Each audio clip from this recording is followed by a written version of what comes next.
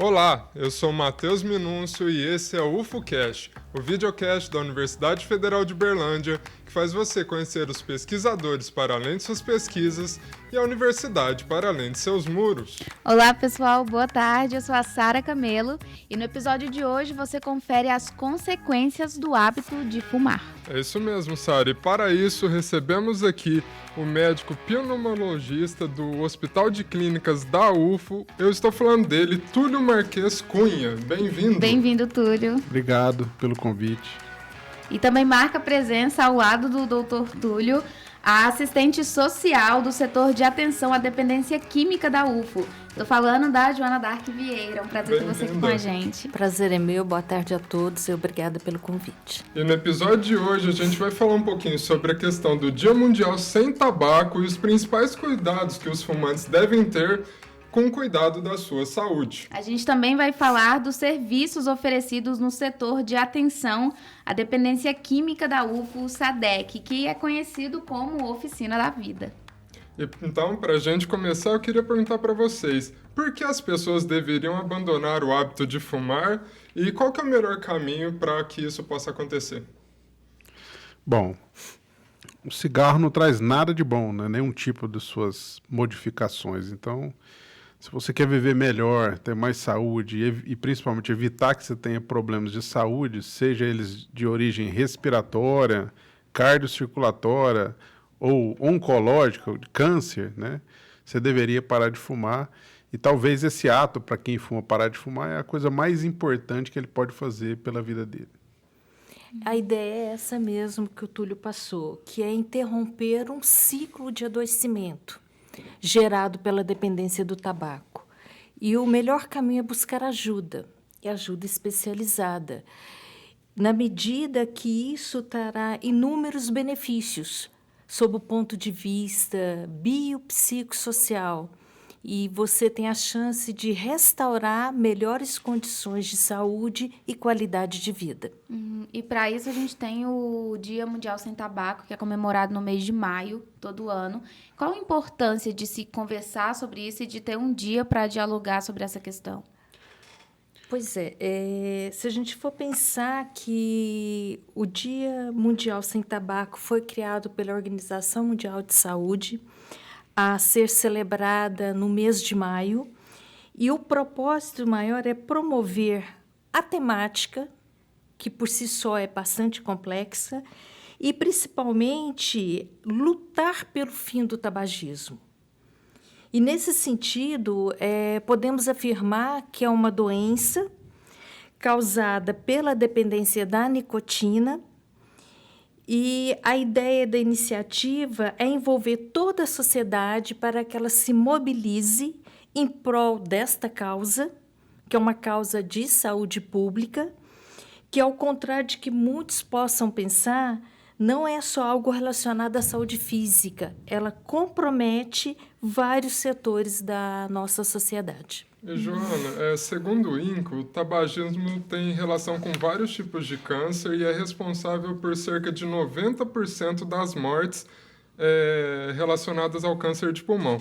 Aí eu pergunto para vocês, por que mesmo as pessoas tendo conhecimento desses números, elas não tomam essa atitude de parar de fumar? Como que funciona essa questão da dependência que você comentou e tudo mais? Matheus, de forma geral, eu atribuo o não abandono do cigarro está relacionado a esse processo de adoecimento que eu falei há pouco, que é gerado pela dependência química do tabaco, que é das dependências de mais difícil, né? Mais custosa, digamos assim, de se romper esse ciclo.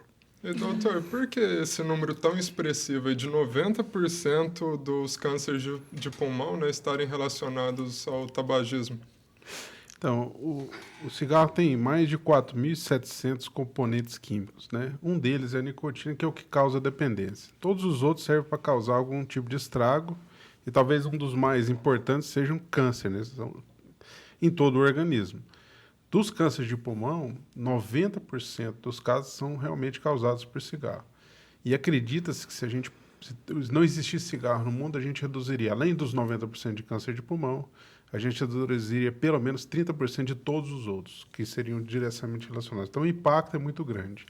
Eu queria só acrescentar uma coisa, você fez uma pergunta interessante, né? Por que a turma, mesmo sabendo que faz mal, e todo mundo hoje sabe que faz mal, a não ser que alguém que mora lá no interior, que nunca viu uma televisão, que é raro hoje em dia, toda caixa de cigarro você vê lá uma catástrofe acontecendo. Então, a nicotina, ela causa dependência, né? Assim como várias outras drogas, álcool, etc. E como é que eu sei que uma substância causa dependência? Existem 3 características. A primeira característica é que essa substância, quando você deixa de consumi-la por um tempo, ela gera em você alguns sintomas desagradáveis, que a gente chama isso de síndrome de abstinência. A segunda característica é que, para você consumir essa substância, você tem que mudar o seu dia a dia. Exemplo, você vai viajar para uma viagem longa de avião, por exemplo, você fica pensando que hora que você vai fumar, que hora que vai acabar, que hora que você vai sair. Ou, se você está trabalhando, você tem que deixar seu ambiente de trabalho para ir fumar num lugar isolado, etc. E a terceira característica é justamente essa, que mesmo você sabendo que faz mal, você continua utilizando, né, a substância. Então, qualquer coisa, qualquer substância que tiver essas 3 características, ela caracteristicamente é considerada uma droga e causa dependência e tem consequência. Só um adendo aqui, quando o Túlio trouxe a questão da informação, né, como que chega nos lugares longínquos, e me fez lembrar essa questão que eu chamo de contrapropaganda, que é o que está escrito no verso das carteiras de cigarro, que é um movimento relativamente recente, foi pelos idos de 1990, que vê essa política de fazer a promoção da saúde a partir da divulgação e informação e divulgação essa paga pelo próprio fabricante do produto nocivo à saúde. E vocês Então, acham que essa política é efetiva? Ela está sendo? O que ela é efetivo? ela nisso? precisa ser implementada, porque hoje não faz tanto sentido aquela propaganda por fotos dizendo que faz mal à saúde, com situações de processos de adoecimento, ainda não dão conta do usuário tabagista. Até porque hoje a gente tem, depois nós vamos entrar nisso, uma população jovem que tem outra leitura sobre essas informações. Então, é preciso diversificar, modificar e cada vez mais se aproximar do público-alvo e, para além disso, fazer sentido. Vou trazer uma informação aqui para a gente conversar um pouco, porque a Organização Mundial da Saúde aponta que o tabaco mata mais de 8 milhões de pessoas por ano. Mais de 7 mil dessas mortes resultam no uso direto desse produto, enquanto 1,2 milhões é resultado dos não fumantes, que são os que são expostos de forma passiva. Na questão dos fumantes passivos, como que eles são afetados pelas pessoas próximas que fumam e que tipo de exposição constante essa fumaça pode trazer coisas prejudiciais à saúde dessas pessoas? Não, o tabagista passivo, né, ele é exposto à fumaça que a gente chama de secundária, né? Essa fumaça ela é muito mais nociva do que a fumaça inicial que quem consome traga, tá? Principalmente quando ele está consumindo um cigarro industrializado e que você tem filtro. Então, é isso. Então, ele tem as mesmas ou até mais substâncias tóxicas e agressivas, né, em relação a quem fuma.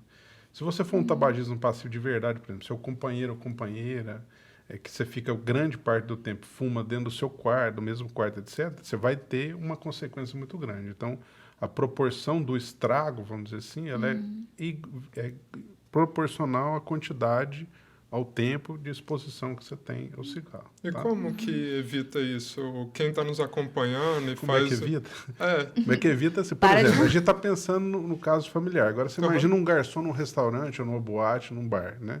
Então, o Brasil ele tem sido muito feliz, né, em combater ou reduzir o consumo de cigarros. A gente vai ver nos últimos 20 anos, a gente conseguiu reduzir de 25%, mais ou menos, da população que fuma, para hoje menos que 10%. Tá? Então, isso se deve à, primeiro, instituição de leis, essa que a gente está comentando, né, de não poder fumar num lugar público ou fechado. Então, hoje isso é uma realidade no país. Você não nenhum restaurante, nem nenhuma instituição pública fechada você consegue fumar. Isso é proibido e isso é realmente obedecido. E as pessoas assim em casa que fazem uso de cigarro, às vezes não quer prejudicar ninguém ali da família. O ideal seria ficar em outro cômodo, como que... O ideal seria parar de fumar. Mas assim, se ele fumar fora de casa, no ar livre, né, você já minimiza a consequência para a família dele. Certo. Na verdade, Matheus, para reduzir os riscos e preservar a saúde do tabagista passivo, o ideal é evitar ambientes tóxicos e com cheiro de fumaça, de cigarro. E destacar também aqui, gente, que o próprio fumante respira a fumaça que exala. Ou seja, o fumante ativo é também passivo. Isso é extremamente sério. Então, não existe lugar seguro para se consumir o cigarro, nem para si, nem para o outro. Ninguém está perto. Ou seja, a medida é não consumir. E existe algum cigarro que não faça mal? Até porque está muito na moda os cigarros eletrônicos, né? Eu queria que vocês falassem um pouquinho a respeito disso. E se existe também algum que faz mais mal do que os demais, né? Até porque você comentou a questão do filtro e não são todos que possuem. A divisão é mais ou menos assim. Um é sofrível, outro é horrível, entendeu? É mais ou menos assim, né? Mas... para a gente entender isso, assim, a historinha do cigarro eletrônico, ela começou na própria indústria do tabaco, né, que pensou assim, cara, um dia eu vou acabar, pode até demorar, mas todo mundo vai descobrir que isso aqui vai matar os outros e isso não vai existir mais. E aí, o que ele fez? Eu vou pegar a nicotina, que é o que causa dependência, e assim que você é absorvida, ela dá prazer, rápido e fugaz, e vou colocar num cartucho com água. Vou fazer um atomizador, um aquecedor, eu vou aquecer e fazer um vapor, e eu vou absorver vapor de água e nicotina. Então, eu já tenho dois problemas. O primeiro é que eu estou subestimando o efeito da droga nicotina que causa dependência. E problemas psíquicos e comportamentais, etc. E o segundo, que à medida que o pessoal foi estudando, foi vendo que dentro desse cartucho não tem só nicotina e água, tem vários outros cancerígenos. E aí eu adiciono mais um problema. Por exemplo, no Brasil, todos os cigarros eletrônicos eles são ilegais, são contrabandos e são não regulados e não controlados, tipo, se você puder falar em qualidade. Então, você não sabe o que tem dentro desse cartucho, né? Não sei se vocês lembram, em 2018, 2017, 2019, existia uma pandemia de uma doença pulmonar grave, que a gente chama de EVALI, que foram pacientes jovens consumindo cigarro eletrônico com algumas substâncias, principalmente derivadas de gorduras, que tiveram uma lesão pulmonar muito grave. Então, não existe um cigarro melhor que o outro. Existem problemas talvez diferentes, intensidades diferentes. O que se fala muito é a questão do cigarro de palha como sendo mais natural, né? Então, um cigarro de palha equivale a 4 a 5 cigarros de filtro. Então, ele acaba sendo muito pior, né? Lembra do sofrível e horrível, né? Então, o ideal, né, o caminho é pare de fumar. Não existe nenhuma alternativa que vai ser menos mal ou vai minimizar seu problema ou vai facilitar a sua vida. Por que o cigarro de palha equivale a 3, Porque 4? ele não tem filtro. Ah, por causa Então, do filtro. E se a gente for pensar na popularidade do cigarro de palha, tem mais de 30 marcas no mercado, é porque ele é explicado como mais barato que os industrializados, aclamados como saudáveis, o tal do orgânico, do produto natural, e isso é aclamado não somente pelo consumidor, mas em especial pelos produtores e promotores de venda. Existe um jogo de marketing que sustenta o capitalismo. Então, isso é pano de fundo de toda a propaganda que existe no melhor ou menos pior modalidade que lhe é apresentada a nicotina através das diversas modalidades de cigarro. E quais são esses malefícios da nicotina que o Túlio falou agora há pouco? O que na prática ela gera no organismo humano? Então, a nicotina... Para além da dependência, né? A nicotina, quando ela é absorvida, ela é tragada, em poucos segundos ela é absorvida e libera uma substância dentro do sistema nervoso que dá prazer. Então, fuma, prazer. Então, ela é um estimulante do sistema nervoso central. Então, ela não tira a ansiedade, ela não acalma, ela estimula. Então, se você fumar à noite, você vai dormir, ou não vai dormir, ou vai dormir mal. E ela dá prazer. E o problema é que o cérebro adora sentir prazer. E é um prazer assim que acaba rápido. Então, o que o cérebro vai fazer? De tudo. Ou para você não parar, você continuar consumindo uma substância que dá prazer, ou se você parar, você voltar a fumar. Então, essa que é a luta contra a dependência. E Túlio, para além de desenvolver o que nós chamamos de tolerância, você vai precisar cada vez de uma quantidade maior para ter o mesmo efeito. Então, é um processo que desencadeia e que não tem, a princípio, um retrocesso em termos de frequência e quantidade, enquanto a pessoa está no hábito de consumir o tabaco. E como que controla essa compulsão? Quais são as alternativas que as pessoas podem estar utilizando? E diminuindo aos poucos, parar abruptamente. Então, primeira coisa, implica assim, em algumas então, coisas. entre diminuir um pouco e parar abruptamente, com certeza parar de uma vez, tá? Quando eu vou diminuindo devagar, eu vou chegando no limiar da dependência, do mínimo que eu preciso consumir diariamente para ter sintomas desagradáveis, e quando eu abaixo dessa quantidade, eu volto a fumar muito mais do que eu fumava antes. Agora, como é que a gente para de fumar? Então, primeiro tem uma escalinha muito bonita, em homenagem à professora Joana, que chama Modelo Transteórico, olha lindo, hein? De Prochaska e de Clemente. O que é isso? Nada mais é que são o tempo que a pessoa está em relação a parar de fumar. Isso é muito importante, porque vocês vão entender. O primeiro chama pré-contemplativo. O que é o pré-contemplativo? É a pessoa que não quer parar de fumar. Você fala, mas é importante, você vai se sentir melhor, vai ser importante para sua vida. Eu sei de tudo isso, mas eu não quero parar de fumar. E não reconhece prejuízo, né? Não, às Nenhum. vezes ele até reconhece, porque ele sabe que faz mal, mas ele não quer. Ele simplesmente não quer. Então, o que você pode fazer com essa pessoa é plantar essa sementinha e falar, o dia que você quiser, eu estou aqui para te ajudar. O segundo momento é o contemplativo, que é aquele que está pesando. Ele está com aquele sentimento de uma ambivalência. Assim, eu sei que eu preciso, mas é tão bom. Eu sei que é necessário, mas é tão difícil. Então, ele está pesando, né? Aquela brincadeirinha do anjinho e do diabinho. O anjinho, é importante. O diabinho, não, bobagem. Tem uma senhorinha que viveu 250 anos e nunca parou de fumar. E fica nessa brincadeirinha. Esse é o momento, é uma oportunidade de você tentar estimular e fazer com que ele dê o próximo passo, que é o passo fundamental e mais importante, que é quando ele entra na fase de preparação. Fase de preparação estou pronto, quero parar de fumar, vou marcar o dia, certo? As duas outras fases são a ação, que é o momento de parar de fumar, e a prevenção de recaída depois, a manutenção, certo? Então, para o paciente parar de fumar, ele precisa necessariamente tomar a decisão. Se você fuma, eu te pego e te interno de propósito. Obrigado. Te deixo lá o período da abstinência, que é 4 a 6 semanas. Quando você sai de lá, se você não toma uma decisão, o que você vai fazer? Voltar a fumar. É a mesma discussão de tratar o dependente de crack, etc., sem ele tomar a álcool. decisão. Certo? Então, ele precisa querer. Então, você tem que levar ele, né, a que ele se convença, a que ele se estimule, para que a gente possa começar o tratamento em si. E no decorrer do tratamento, algo que também é muito importante é reconhecer que na vida da pessoa a nicotina, o consumo do tabaco gera prazer. E o que será colocado nesse lugar de prazer? É despertar a pessoa para outros interesses, outros núcleos da psique que possam remeter outras ações de prazer.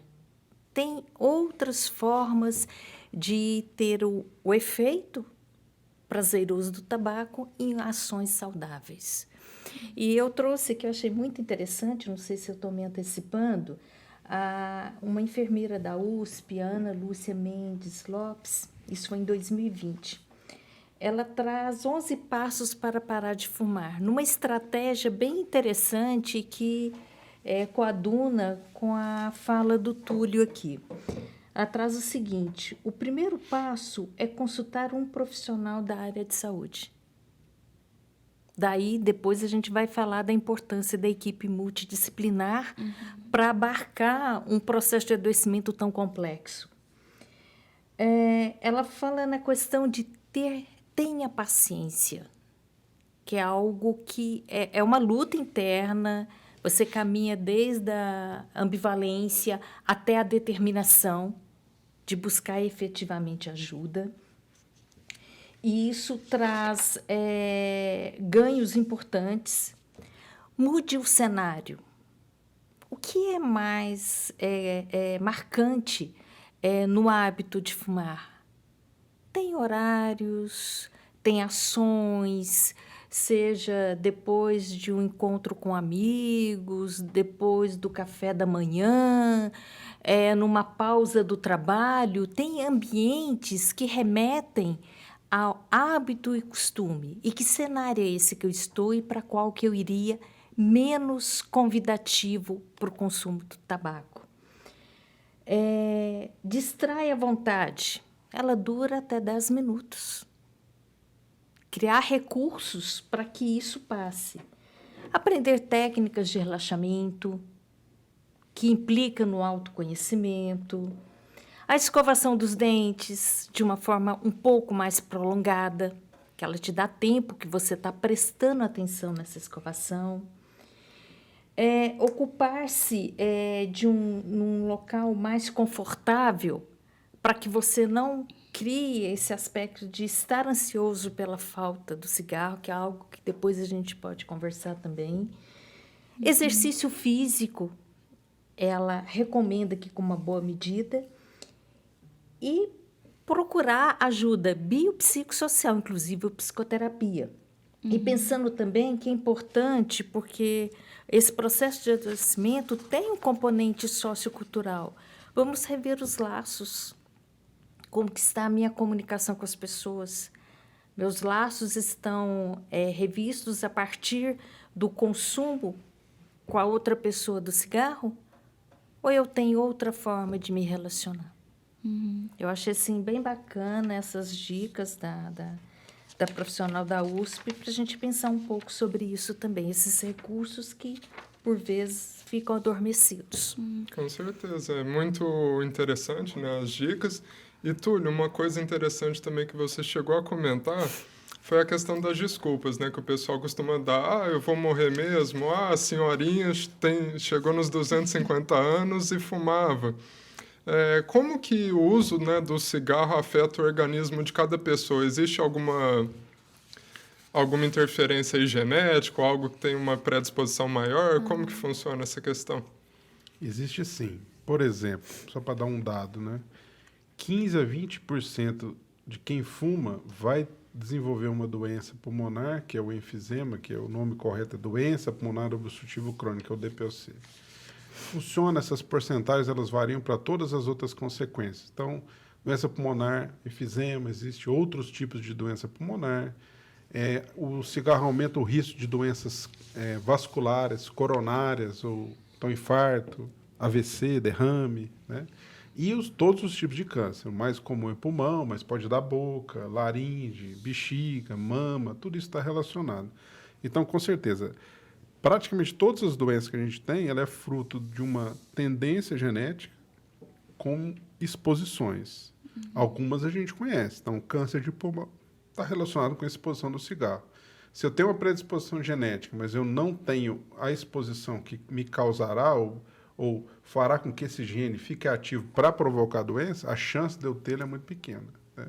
Então, é risco, né? E eu acho que é um risco que a gente só tá correndo para perder, né? A gente não tem ganhar nada com isso. E quanto tempo leva para limpar o pulmão de um fumante? Isso existe, acontece, é um mito? Como que funciona? Então, na verdade, assim, à medida que você para de fumar, em um dia você já tem melhora da capacidade pulmonar, no sentido seguinte. Uma das coisas que o cigarro faz, no epitélio respiratório, né, na camada interna, para onde passa o ar, existem uns cílios que vão fazendo esse movimento de baixo para cima para jogar a secreção fora. O cigarro, o que ele faz? Ele faz com que eu produza mais secreção, inflamação, e ele faz com que esses cílios ou não funcionem ou funcionem mal. Então, quando eu paro de fumar, o que acontece? A primeira coisa que acontece, os cílios começam a funcionar. Então, eu começo a fazer, entre aspas, uma limpeza no pulmão. Eu começo a jogar aquela secreção para fora. À medida que vai passando o tempo sem fumar, eu vou desinflamando o pulmão, eu vou produzindo menos secreção e isso vai diminuindo. Então, em um dia eu já tenho benefício.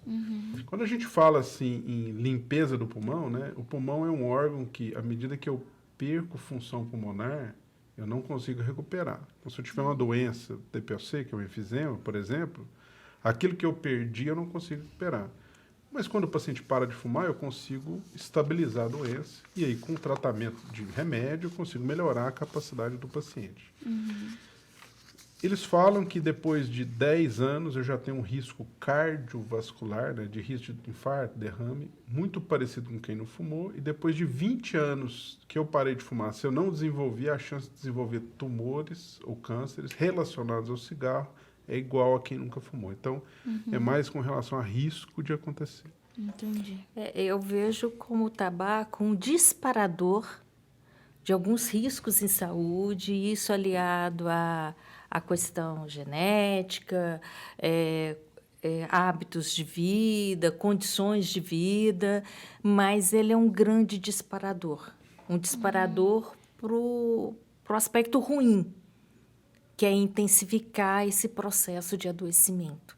E, Túlio, a gente falou dessa questão do limpar e a questão do estragar. Quanto tempo que demora para a pessoa ter o pulmão afetado e tudo mais? Quanto mais você fuma, quantidade, quanto mais tempo, maior a sua chance de ter doença. Então, tem doença que precisa de 5, 10 anos para desenvolver. Tem doença que com um cigarro eu posso desenvolver. Então, tem algumas doenças mais raras no pulmão que com pequena quantidade eu já posso ter uma destruição. Com cigarro eletrônico, talvez é pior ainda. Se eu estiver inalando uma substância tóxica para o pulmão, com eu posso ir para UTI e ficar tracostomizado, como tem foto dessas pessoas lá na... Então, não existe quantidade nem tempo seguro. Se o paciente fala assim, não, doutor, mas eu reduzi bastante mesmo. Se você estiver usando 1 por ano, para mim já é muito, é exagerado. Aí ele começa a rir. Então, não existe quantidade segura, não existe... se você fumar 1 por dia, 2 por dia, você está tranquilo. Então, tudo é risco. Depende da predisposição genética e depende da quantidade. Então, o Até pessoal porque, Túlio, não existe fumante social, tá? Como a gente tem aquela questão, o bebedor social. Fumante social não existe porque a dependência é muito rápida. Não dá para dizer que você não vai ter prejuízo, que você consegue carrear para o resto de uma vida o hábito do tabagista. Então, o pessoal que fala que só usa final de semana deve se preocupar também. Com certeza. Se ele só usa o final de semana, é o começo para o fim, entendeu? Exato. Então, se você está nesse nível, já para logo, que é mais fácil você não pagar para ver depois o problema que pode acontecer. Não existe fumar seguro, né? Em hipótese alguma. Nessa questão da dependência, né, que você estava falando agora há pouco, Joana, como que funciona essa questão da equipe multidisciplinar quando a gente vai falar nesse combate a essa sim. dependência? Eu vou pegar pelo exemplo do serviço, né, que eu coordeno. E por que a gente pensa numa equipe multidisciplinar? Por conta da complexidade desse tipo de dependência, como a maioria das dependências por substâncias psicoativas provocam. E como que se trabalha? Esse trabalho em equipe multidisciplinar. Hoje nós temos na composição da equipe um psiquiatra, um clínico, que não é exatamente da nossa equipe, mas a gente pode se reportar a ele para as nossas necessidades, até porque o dependente químico tem um corpo, né, uma mente, um complexo que precisa ser cuidado. Não é só da dependência, ele tem comorbidades e outras coisas que acontecem. Temos uma enfermeira, psicólogo, assistente social e terapeuta ocupacional. E como que é desenvolvido esse trabalho?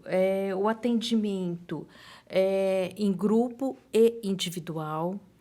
E cada paciente, por mais que a gente já tenha um norte desse tratamento, as etapas e tudo mais, nós construímos um projeto terapêutico singular, um PTS, porque ele precisa atender às necessidades de saúde e às necessidades biopsicossociais daquela pessoa. Ele é construído ao longo do tempo e é revisto periodicamente. Daí, a gente aumenta as chances de um tratamento exitoso na medida que você tem várias áreas do saber, cada qual na sua especialidade, mas não de forma fragmentada, mas no sentido de um trabalho por mais do que multidisciplinar, mais do que multiprofissional, multidisciplinar. Para que a gente abarque o máximo das necessidades da pessoa que procura ajuda. E para quem está nos acompanhando, não conhece ainda o SADEC, você poderia falar um pouquinho o que é o SADEC? Sim. Você já falou um pouquinho da questão da equipe, né? Uhum. Aí eu queria que você falasse também o que é e como conseguir esses atendimentos, como que funciona sim. essa parte do chegar até lá e ser Olha, atendido. o SADEC existe dentro da Universidade Federal desde 1995. Nós estamos aí com quase 30 anos, né? É um serviço de atenção a uso, abuso e dependência de substâncias psicoativas, álcool, tabaco e outras drogas. E tem 3 eixos principais no tratamento. Nós temos o ambulatório geral, o ambulatório para tabagismo e o ambulatório de família. E nessa forma de tratar e trabalhar, nós temos ainda ações de assistência, de prevenção e promoção. E quem que é esse nosso público-alvo? Hoje são servidores, dependentes familiares de servidores, estudantes e fundacionais. Apesar de não ser um serviço porta aberta SUS, nas ações de promoção e prevenção, que nós temos um curso que nós estamos na 14ª edição, de agentes multiplicadores, que a gente abarca parte das vagas para servidores e a outra para a comunidade externa. Então, de alguma forma, nem que seja nas ações de formação, as ações educativas, nós abarcamos uma população maior para além dos muros da universidade. Uhum. Em relação a essa questão de questões educativas e de informação também, como que você, Túlio, destaca a importância da comunicação e da informação chegar de forma efetiva às pessoas que são dependentes para que aconteça aquele virar de chave e ela decida, né, por si só parar de fumar? Isso é fundamental, né? Ela precisa... isso é muito importante. Quando a pessoa entende o que é a dependência e como é que é o processo da dependência e de parar de fumar, é mais fácil. Quando você conhece o seu inimigo, é mais fácil você derrotar ele, né? Então, é isso. Se a pessoa entende os 3 tipos de dependência que a nicotina pode causar e como é que a gente vai resolver cada um deles, já é meio caminho andado para ela tomar aquela decisão para chegar no estágio de preparação e a gente resolver parar de fumar, tá? Os 3 tipos de dependência são: a primeira é a dependência físico-química, que é essa que, quando eu fico sem a substância, me dá sintoma de abstinência. E essa tem tempo para acabar. Ela dura de 4 a 6 semanas. E para ela eu tenho medicamento. Para que serve o remédio? Para diminuir os sintomas de abstinência. Certo? O segundo tipo de dependência é uma dependência que a gente chama de comportamental. O cérebro começa a associar situações do dia a dia com o hábito de fumar. Exemplo, cafezinho. Então, cafezinho, fuma, prazer. Aí o cigarro apaga o fumo, fica cafezinho, prazer. Não, o cafezinho é tão bom, mas não é o cafezinho que é bom, é o cigarro que vem depois. Bebida alcoólica, dirigir, telefone. Então, tudo isso são situações do dia a dia que a gente precisa identificar para a gente poder ajudar o paciente a ficar sem. E a terceira tipo de dependência é aquela que a gente chama de psicológica, que é a que mais ajuda a voltar, a recair, a voltar a fumar. Aquela brincadeirinha assim: o cigarro é meu amigo e por mais que tudo esteja dando errado, ele está do meu lado para me dar prazer. E aí aquele paciente que vem na consulta, empolga, para, tal, daí 10 anos, ele vai atravessar a rua, bate o pé no paralelepípedo, arranca um pedacinho do dedo, fala, nossa, coitadinho de mim, já que aconteceu uma coisa terrível dessa, eu tenho direito de fumar. E aí ele volta a fumar, ou ele justifica continuar fumando com esse tipo de coisa. Pode ser uma coisa ruim, pode ser uma coisa boa. Então, ganhei na Mega Sena, passei no vestibular, meu filho vai casar, vou ter um neto, vou ter um filho, vamos quebrar o pau e comemorar e depois a gente resolve. Então, essas situações acabam fazendo com que o paciente volte a fumar ou não pare de fumar. Então, se a gente tem esse tipo de informação, o que é nicotina, o que ela faz, quais são os malefícios, quais são os benefícios, quais são os tipos de dependência, como é que eu resolvo cada um, é mais fácil a gente começar a falar, cara, acho que eu consigo, tem jeito, eu conheço alguém que parou, conversando com ele foi muito mais fácil, vamos parar. Essa é a importância, por exemplo, da grupo terapia, do trabalho, que um acaba suportando o outro e ajudando, né, trocando experiência, e o resultado é muito bom. Né? Mas, de novo, se a pessoa não decidir, não adianta eu, você, o Matheus, a Sofia, a torcida do Flamengo, do Corinthians, o pai, a mãe, não vai adiantar. A pessoa tem que tomar a decisão e aí a gente consegue ajudar.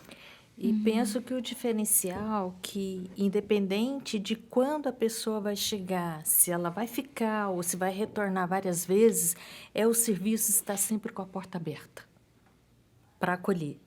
Porque é a chave do nosso serviço. Eu ia até passar, mas eu acabei esquecendo quando vocês me perguntaram, mas como que a gente acessa esse serviço?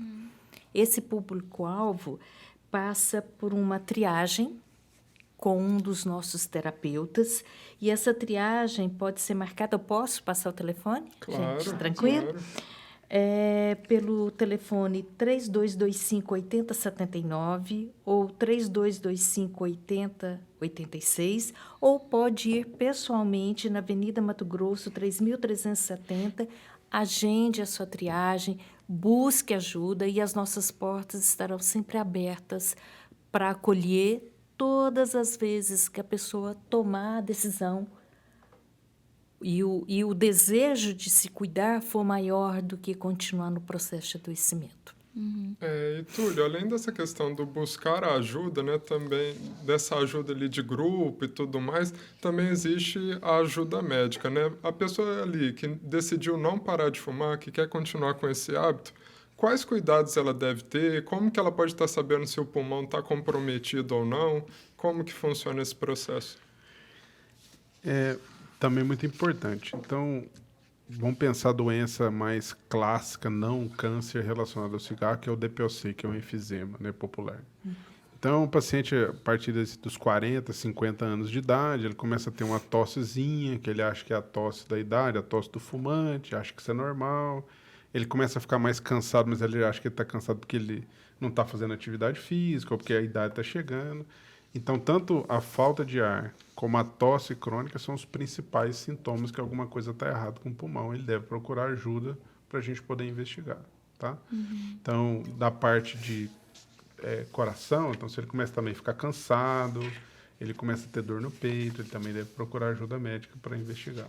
Se ele começa a perder peso, começa a ter tosse, começa a sair eventualmente sangramento pela tosse, ele também deve procurar ajuda, que talvez alguma coisa não esteja bem. E existe uma frequência ideal, tipo de 6 em 6 meses, de 1 em 1 ano, ou não tem muito disso? Não tem muito isso estabelecido, não. Para câncer de pulmão, você tem pessoas acima de 55 anos que são tabagistas ou pararam há pouco tempo.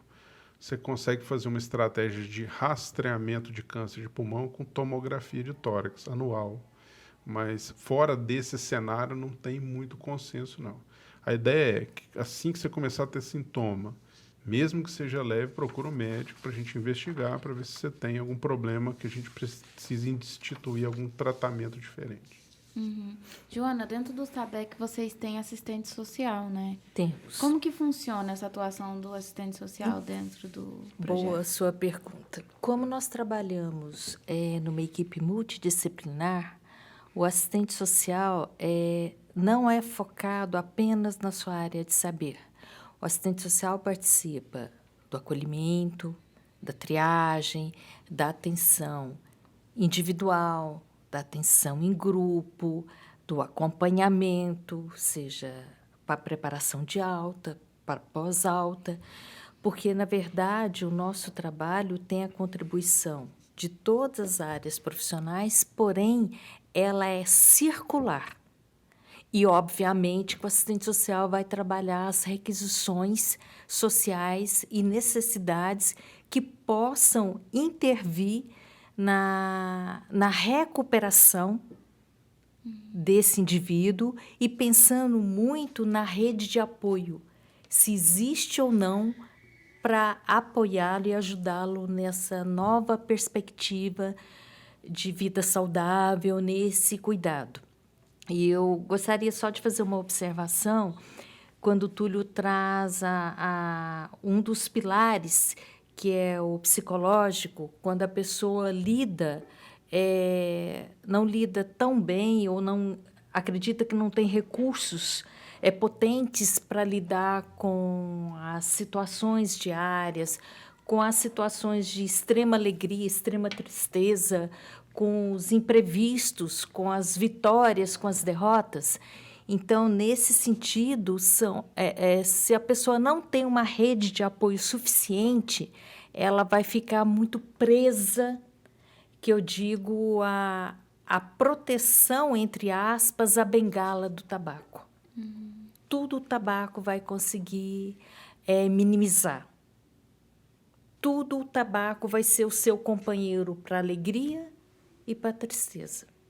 Então, a rede de apoio é extremamente importante. E o assistente social consegue acessar com muita tranquilidade o que existe de rede de apoio e mesmo a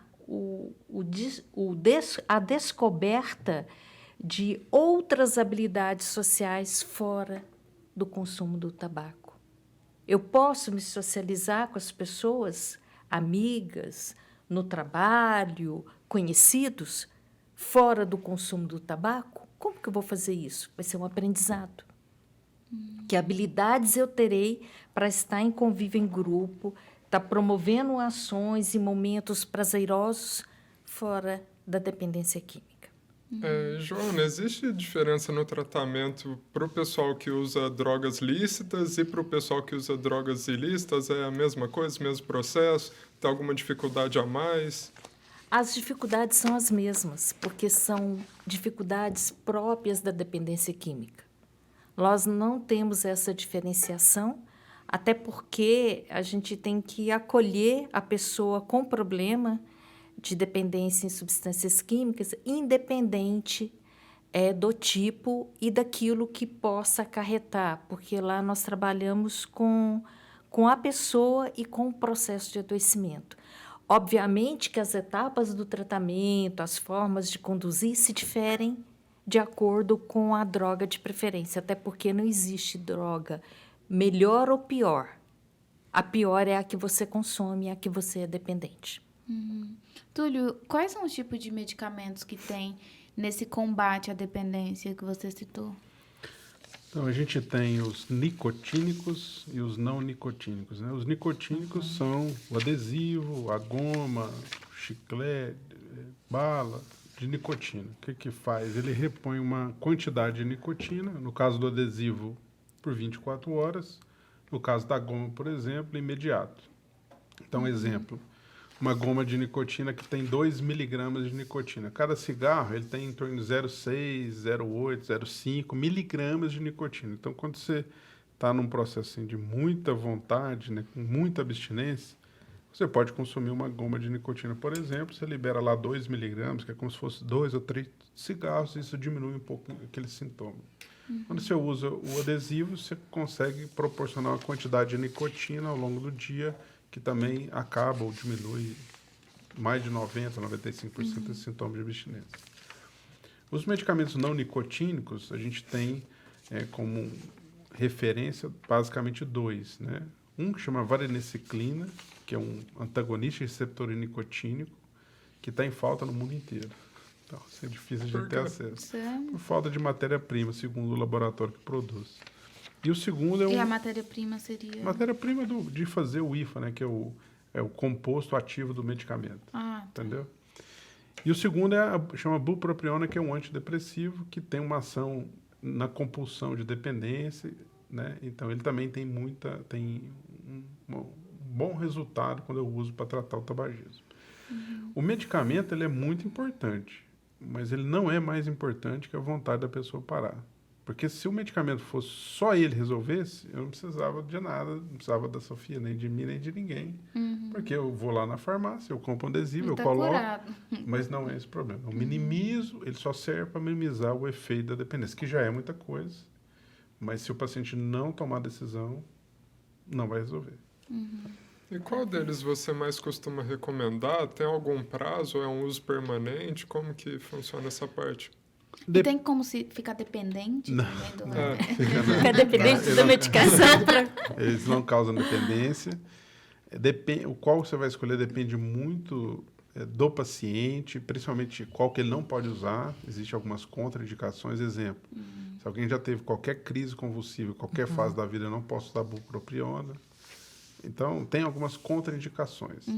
Mas depende muito do perfil do paciente, do momento que ele está. Se ele chega e fala assim, eu quero parar de fumar hoje. Eu não dou tempo de passar um antidepressivo, que eu vou ter que esperar 1 a 2 semanas para começar a agir. Então, eu já uso o adesivo, por exemplo. Eu posso associar bupropiona com adesivo, por exemplo. Qual que é a sua outra pergunta? Se dá dependência. Não dá dependência. Mas tinha uma outra pergunta que você fez. Qual? Foi da dependência, né, que eu fiz. Não tô lembrado, mas vamos lá. Se vier na cabeça.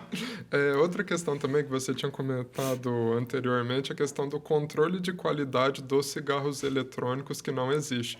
Por que que não existe? Por que que existe essa falta de regulamentação? No Brasil, simplesmente porque é proibido. Então, se ele é proibido, não tem por que eu ter. Mas fora, em outros países até tem. Só que a maioria dos países, ele é, por exemplo, nos Estados Unidos, ele é como se fosse um suplemento alimentar. Entra nessa categoria e ela é menos controlada.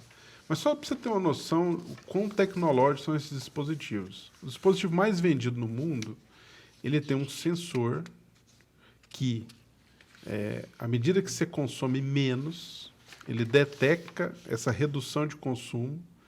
E o que ele faz? Ele diminui a resistência do dispositivo, ou seja, quando você vai tragar, você acaba inalando maior quantidade de nicotina para aumentar a sua dependência, para você consumir mais. Então, esse é o nível tecnológico que nós estamos tratando. É isso que está por trás de dependência. Eu começo com cigarro eletrônico e eu vou avançando para o convencional e para outras drogas e eu acabo fazendo com que uma pessoa, por necessidade física, ele precise continuar consumindo. Então, eu te mantenho para sempre, se você não tomar a decisão, dependendo de mim. Acaba sendo uma apropriação mercadológica da indústria da doença, né? Porque aí você dá vazão a um aspecto econômico. E como é tecnológico, brilhante, colorido, Chamativo. não tem cheiro ruim, né? Então, assim, não entre nessa. Não vale a pena. Você só vai colher coisa ruim. A gente tem que fazer uma coisa que você, pelo menos alguma coisa, você pode colher de bom.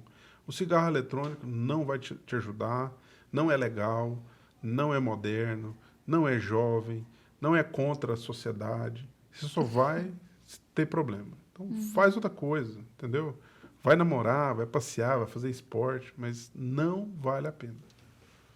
Túlio, eu fiquei sabendo que o pessoal do curso de medicina da UF está desenvolvendo uma pesquisa a respeito desse assunto, né, dos cigarros eletrônicos. Como que está o andamento dessa pesquisa? Qual que é o objetivo?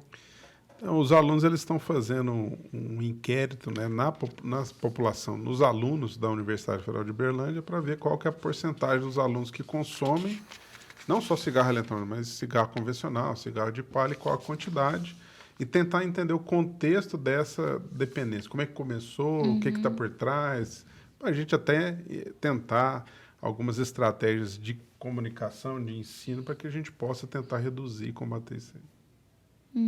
No caso da fumaça dos... Como é que chama? Esqueci. Cigarro eletrônico. Do cigarro. Eu, falando do assunto, esquecendo o negócio. Do cigarro eletrônico, ela também é prejudicial como o cigarro normal aos fumantes? Teoricamente, passivos? sim. A diferença é que, como você não tem combustão, você não fica queimando o cigarro, você só tem atomização quando você traga, a quantidade é muito menor. Mas, teoricamente, É a mesma coisa. Mas ela não é simplesmente um vapor d'água, como Não muitos acreditam. Exatamente. E a própria dinâmica do cigarro eletrônico, do narguilé, eu penso que aproxima os jovens por conta da forma do consumo. Aquela relação de pertencimento que todo jovem requisita, tem o componente de se desafiar naquilo que é o proibido. Isso tudo é uma composição de fatores que, por vezes, o jovem é sucumbido aos encantamentos que lhe são apresentados pelo hábito de fumar. Existem outras formas de se pertencer e de querer mudar o mundo, que não se fazendo mal, né? Inclusive de se rebelar de uma forma proativa e não destrutiva. E, Joana, lá no SADEC, o pessoal que faz uso de cigarro eletrônico costuma procurar também? Tem algum que é mais procurado? Olha, é muito raro. Essa população, infelizmente, não tem chegado até o nosso serviço. Em especial, consumidores de cigarro eletrônico. A gente tem um ou outro caso do narguilé. O que nós temos mais comumente é o cigarro industrializado, ou então o cigarro de palha, que é uma pena, porque nós temos uma comunidade, né, Túlio, enorme aí de jovens, e que a gente sabe desse momento, né, que se virou moda, inclusive, o narguilé, da forma que vocês quiserem colocar, o cigarro eletrônico. E, puxando um pouquinho para a questão da pesquisa, o que a gente pede, assim, com muita força de vontade, é que as pessoas respondam à pesquisa. Onde ela Deem tá? essa oportunidade, né, Túlio? Isso. Para que a gente conheça quem são, como são, até porque é uma oportunidade de estabelecer políticas de tratamento, de cuidado, de promoção da saúde voltada ao tabaco.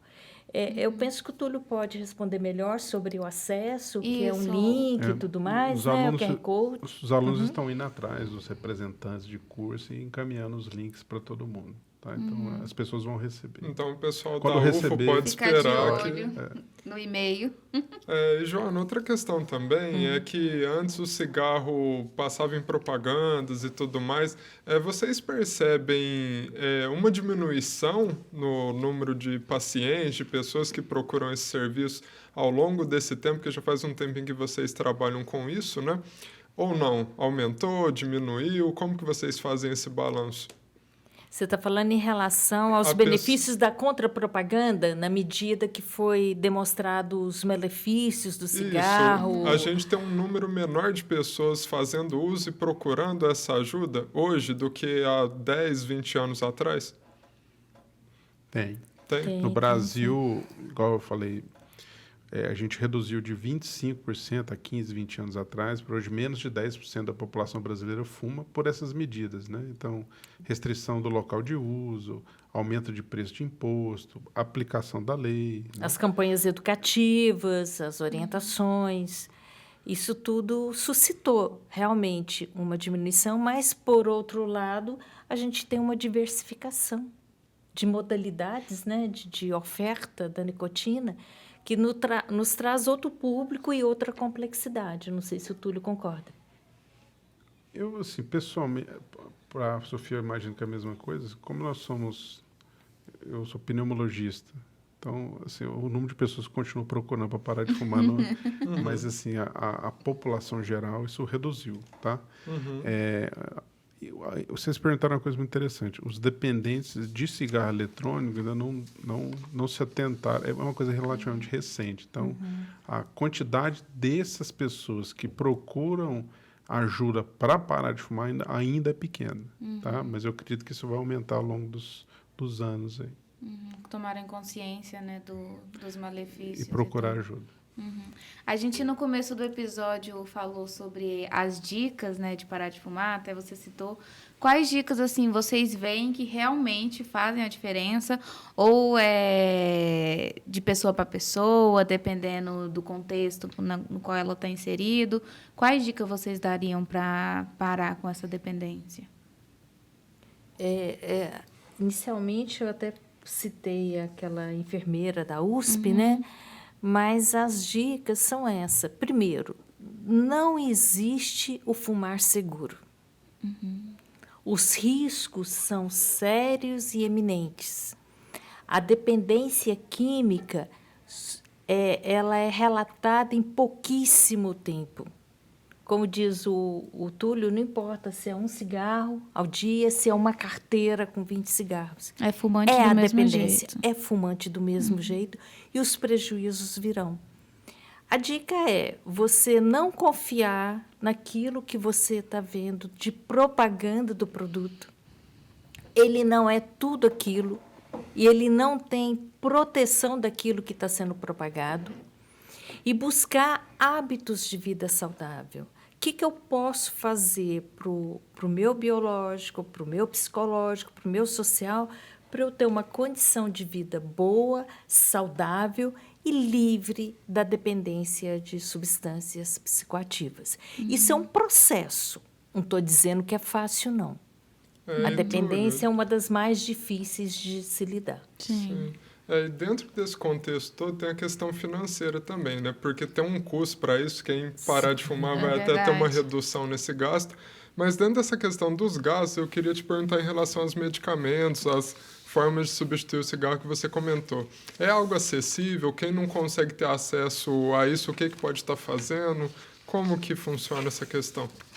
Bom, é acessível, né? Se você pegar e fazer uma conta nos próximos 3, 4 meses, o que ele economizaria com o que ele gasta para comprar o cigarro, ele pagaria de longe o tratamento. Então, mas, né, em Uberlândia, o tratamento do tabagismo ele é descentralizado. Então, as unidades básicas de saúde, elas têm programas de tabagismo e muitas dessas unidades têm acesso a alguns desses medicamentos que eu falei para vocês de maneira gratuita. Embora, na minha opinião, o fato de você ter que comprar o adesivo, a bupropiona ou qualquer outro medicamento não é impeditivo. Se você contar lá o tanto de cigarro que ele consome por dia e fazer a continha com ele, você vai tanto deixar ele triste por tanto que ele já gastou até hoje, que ele teria Às de vezes dinheiro. ele desiste só por causa disso. E ele, então, mas é isso, assim, né? Principalmente esse paciente que está nessa fase de eu quero, mas eu não quero, eu quero, né? Da ambivalência. A gente tem que fazer ele tomar a decisão. Então, talvez a questão financeira é importante. Talvez a questão... Você sabe quantas árvores você já derrubou na sua vida por causa do hábito de fumar? Aí você fala 85. Então, se você continuar fumando, você vai contribuir para a destruição do seu planeta. Outros seu filhinho está nascendo aqui, para de fumar, dá esse presente para ele. Ou descobriu que tem uma doença, às vezes isso é uma motivação. Uma outra dica para quem está assim, né, que ajuda bastante, né, eu tenho que criar na pessoa a sensação que fumar é muito difícil. Então, uma pessoa que fuma dentro de casa, ou ele fuma fora de casa, mas ele tem lá o recanto do guerreiro dele, né?